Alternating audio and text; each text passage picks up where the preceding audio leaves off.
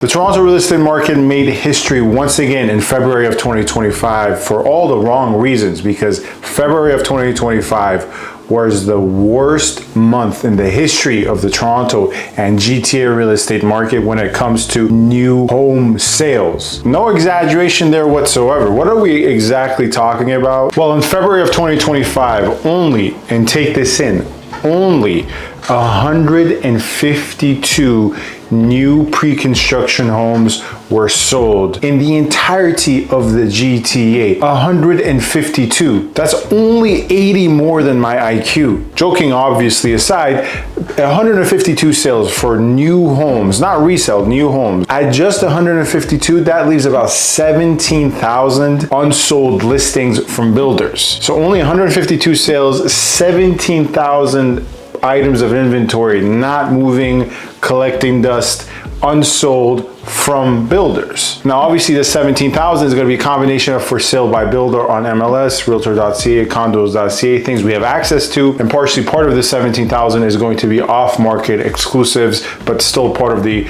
builder's unsold inventory. This is all from the reports, the latest BILD report, the Building, Industrial and Land Development Association, I believe, and it's truly astonishing. Now in terms of the actual benchmark price, it's still hovering around a million, I believe $1,020,000. That's only a 2.4% price drop from last year, year over year, comparing February 2024 to February 2025. So, you know, with this much unsold inventory, you would expect more of a drop in terms of the benchmark price. Now, if you want to know how truly alarming this is, compare this 152 sale figure, historical low, February 2025, to the sale figure we had in February of 2022.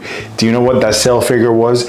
It was 3,000. That's right. In February of 2022, according to the same exact reports, because it's a monthly report, there were 3,000 new homes sold. We have fallen all the way from 3,000 to 152. Some other interesting observations from the report. The average size is around 766 square feet. In 2022, for example, since we just talked about it, that was around 900 square feet. And of this 152 sales, this anemic figure, only 50 or so of them, according to this BILD report, were in Toronto. The rest were in the outskirts of Toronto, whether that's York Region, Durham, Peel, pretty much the GTA and the greater Toronto area. Only 52 from actual proper Toronto. And of course, this new home report is not just about condos. Obviously, that's the main topic of this channel. That's the main area of expertise of mine. Yours truly, by the way, I am a Toronto real estate agent. Many of my clients have come from this channel, so feel free to subscribe, comment, rate, and review. And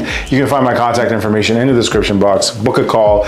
My calendar is there. But nonetheless, although condos are the main area of discussion on this channel, this 152 sales, this report accounts for all new homes, as I said previously. So it's not just condos that are having a hard time moving when it comes to new homes. It's also clearly, you know, single family residential, whether once again that's semi-detached and detached or townhomes. The biggest thing that's driving this pathetic performance for new condos and new homes is really a combination of the fact that, first and foremost, at the time of recording of this video, which is late March, there's a lot of uncertainty, economic uncertainty, right?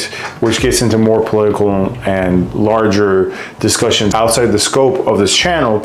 But secondly, even when this political economic uncertainty with regards to tariffs and inflation did not exist, at least to the degree it exists currently, which has clearly implicated buyers and their uncertainty, even as of last year with a different administration in the States, it just makes very little sense for buyers to go towards new units sold by builder units. I've had clients where we consider such. We actually got really far down the field with one, negotiating with a builder. It didn't come to fruition for different reasons.